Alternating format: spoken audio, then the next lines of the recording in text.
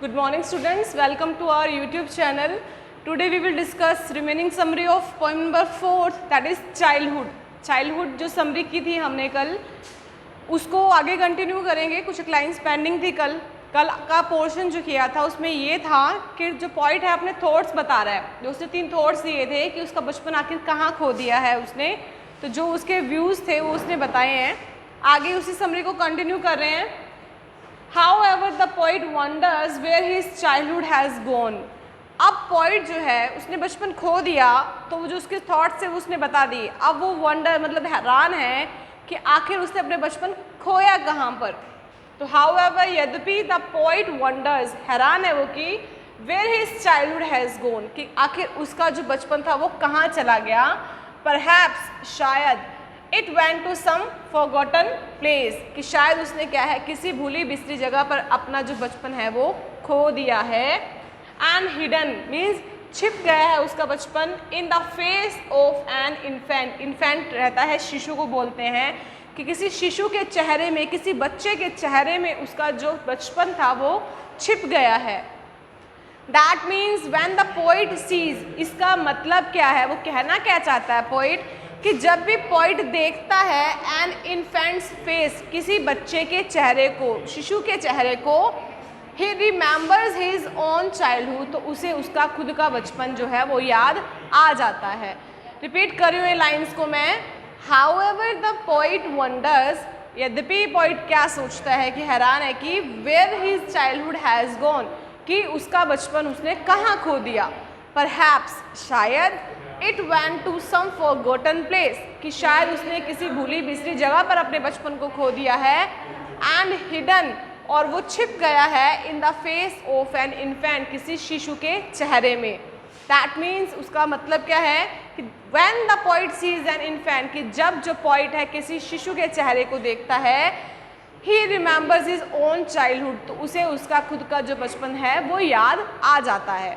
यहाँ पे स्टूडेंट हमारी जो 4th समरी थी, 4th जो पोइम थी चाइल्डहुड, उसकी समरी कंप्लीट हो गई है.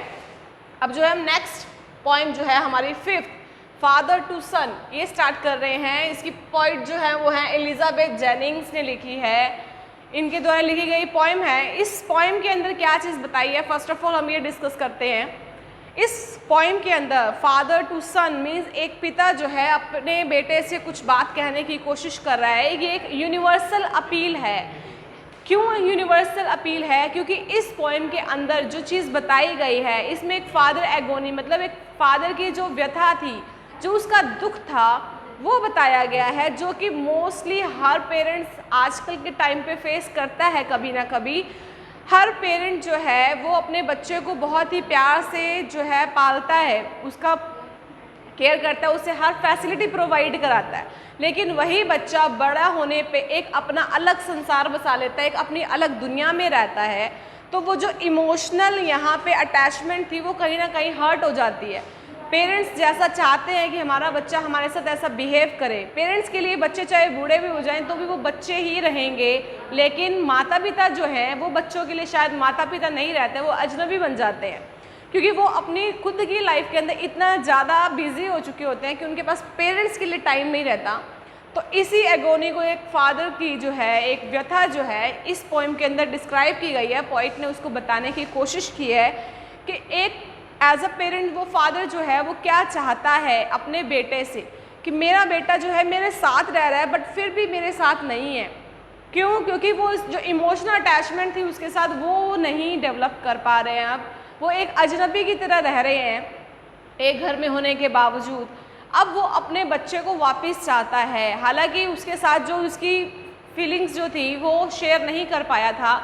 फिर भी वो कहता है कि चाहे मेरा बेटा कैसा भी है, मैं चाहता हूँ कि ये मेरे पास वापस आए, मेरे साथ फिर से वही बॉन्डिंग कनेक्ट करे जो उसकी तब थी जब वो एक छोटा बच्चा था. इसी चीज़ को पोइट ने यहाँ पे डिस्क्राइब किया है. करते हैं हम हमारा फर्स्ट स्टैंजा नंबर हमारा जो फर्स्ट है उसमें क्या लिखा है देखिए. I do not understand this child. यहाँ पे देखिए स्टूडेंट्स, पोइट ने जो है ना बच्चे को जो है दिस चाइल्ड से यहाँ पे बुलाया है, कि उसका खुद का बच्चा है लेकिन फिर भी वो क्या कह रहा है, दिस चाइल्ड, कि ये जो बच्चा है ये बच्चा है. मतलब यहाँ पर जो वो बच्चे को एक अजनबी की तरह वो बताने की कोशिश कर रहा है। क्यों? क्योंकि वो बेटा जो है वो अपनी लाइफ के अंदर ही बिजी है, उसके पास उसके लिए फादर के लिए टाइम नहीं है।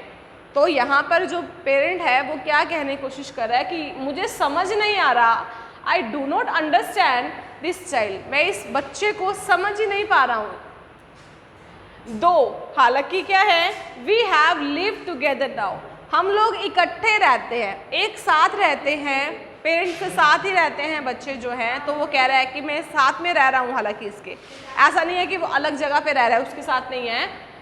इन द सेम हाउस, उसी घर में, 4 years, काफ़ी सालों से। In the same house 4 years, काफ़ी सालों से।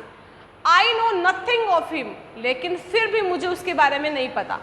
अब एक घर के अंदर कोई अगर पर्सन है तो वो दूसरे पर्सन के बारे में बात करता है, वो जानता है उसके बारे में वो किस तरह का बिहेव करता है। लेकिन बच्चे जो हैं वो हमारे साथ रहते रहते पता नहीं लगता कब बड़े हो जाते हैं, कब अपनी लाइफ के अंदर इतने ज़्यादा मूव ऑन कर जाते हैं कि उनके पास पेरेंट्स के लिए टाइम नहीं बचता।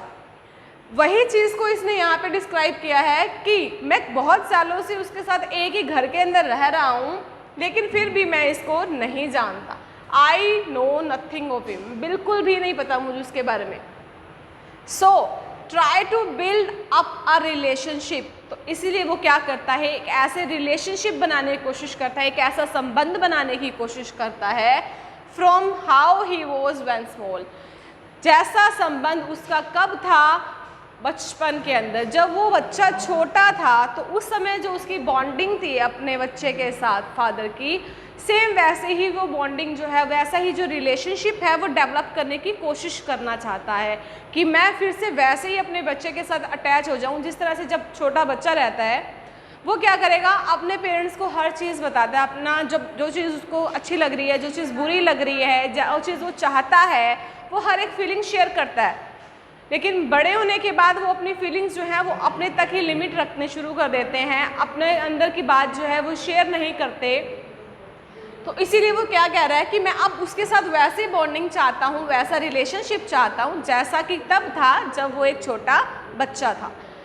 फर्स्ट स्टैंडर्ड स्टूडेंट कंप्लीट हो गया है। किसी भी स्टूडेंट को कोई फर्स्ट स्टैंडर्ड के अंदर प्रॉब्लम हो तो कमेंट बॉक्स में ज़रूर बताइएगा, मैं इसको रिपीट करवा दूँगी।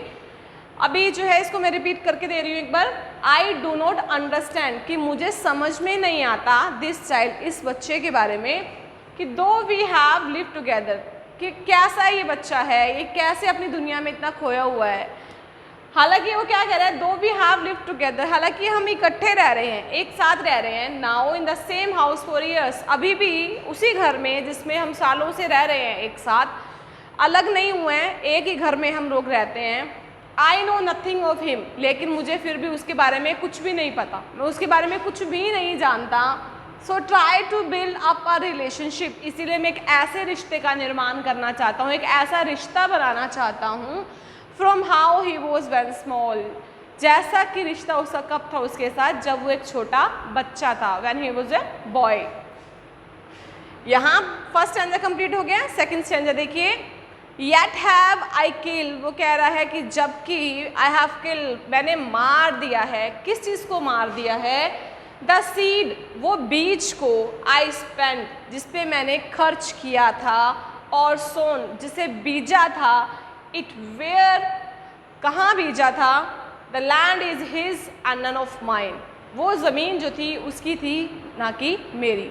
मीन्स क्या कहना चाह रहा है, जिस बच्चे को जब हमने कहा कि वो उसके साथ वैसा ही रिलेशनशिप बनाना चाहता है जब वो छोटा बच्चा था, तो अब फादर कह रहा है कि मैंने उस बच्चे के लिए, उसको जो उसने बीज, उसके लिए, उसके पालन पोषण के लिए, जो सपोज कीजिए आप कोई बीज ले लीजिए, उसको लगाने के लिए जो है पूरा का पूरा उसने एफर्ट्स किए हैं, हर तरह की कोशिश की है, और हर फैसिलिटी उसे देने की उसने कोशिश की है। तो उसने कहा कि मैंने हर चीज़, अपना सब कुछ लगा दिया, पेरेंट्स सब कुछ लगा देते हैं अपने बच्चे के लिए, वही इस फादर ने भी किया। वो कहता है कि मैंने अपना सब कुछ उस पे लगा दिया, उस बीज को बोने में लगा दिया, लेकिन मैंने शायद उसे गलत जगह पे बो दिया है। क्यों? क्योंकि वो ज़मीन शायद मेरी नहीं थी, वो शायद उसकी थी, उस बच्चे की थी, तभी वो बच्चा जो है आज अपने फादर को जो है, अपने माता पिता को जो है समझ नहीं पा रहा है। इसलिए वो कहता है कि वो जो बीज था ना अब वो मर चुका है, मैं उसको मार चुका हूँ, वो मैंने खुद की ज़मीन पे लगाया ही नहीं, इसीलिए शायद वो बीज जो था वो ख़त्म हो गया है, नष्ट हो गया है। The land is his and none of mine, वो ज़मीन उसकी थी ना कि मेरी। वी स्पीक लाइक स्ट्रेंजर्स, हम लोग किसकी तरह बात करते हैं? स्ट्रेंजर्स की तरह, अजनबी की तरह। There is no sign of understanding, sign of understanding का मीनिंग क्या है कि एक भी चिन्ह दिखाई नहीं देता उनकी आपस अंडरस्टैंडिंग का, जो सहानुभूति थी या जो वो म्यूचुअल अंडरस्टैंडिंग थी उनके बीच में, जो बॉन्ड था, इन द एयर, हवा के अंदर।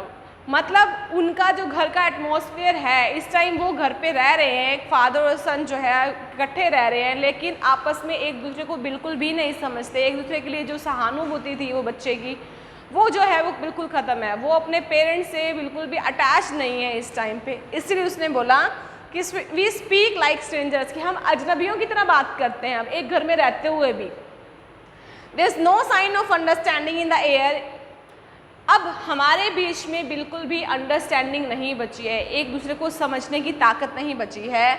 This child is built to my design, वो अब हैरान हो रहा है इस बात से कि इस बच्चे को मैंने डिज़ाइन, मतलब जिस तरह से पालना चाहता था एक पेरेंट, डिज़ाइन वैसे ही किया, मतलब वैसे ही उसने पाला है।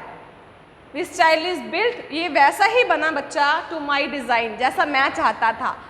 पेरेंट्स अपने बच्चे को जैसा वो पालना चाहते हैं वैसा पालते हैं, लेकिन वो जो उनको प्रोवाइड करवा रहे हैं, फैसिलिटीज़ दे रहे हैं, या जो भी उनकी ग्रोथ के लिए वो कुछ कर रहे हैं, वो अपनी तरफ से पूरी कोशिश करते हैं कि बच्चा हमारे तरीके से बड़ा हो।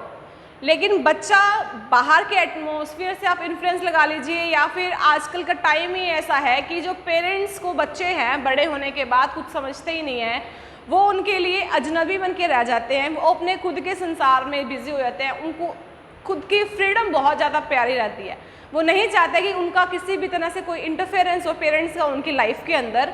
सेम इसी चीज़ को उसने डिस्कस किया कि मैंने कोशिश तो यही की थी, उसको बनाया वैसा ही जैसा मैं बनाना चाहता था, yet what he loves I cannot share, लेकिन फिर भी आज मुझे समझ नहीं आ रहा कि वो किस चीज़ से प्यार करता है, क्या चीज़ चाहता है, आज वो सब चीज़ें उसकी समझ से परे हैं। रिपीट कर रही हूँ मैं इस स्टैंजा को, येट हैव आई किल, कि मैंने क्या किया है, मार दिया है, हालांकि द सीड, उस बीज को, आई स्पेंड, सीड बीज, एंड आई स्पेंड, जिसपे मैंने क्या किया, अपना जो स्पेंड किया था, खर्चा किया था, और सोन, सोन मतलब बोना, मैंने क्या किया था, बोया था जिसे, इट वेयर, कहाँ, द लैंड इज हिज, उसकी ज़मीन पर, एंड नन ऑफ माइन, और वो मेरी नहीं थी। वी स्पीक लाइक स्ट्रेंजर्स, हम लोग बात किसकी तरह करते हैं, स्ट्रेंजर्स की तरह, अजनबियों की तरह बात करते हैं। देयर इज़ नो साइन, कोई भी साइन नज़र नहीं आता है, चिन्ह नज़र नहीं आता, ऑफ अंडरस्टैंडिंग, सहानुभूति का, समझ का।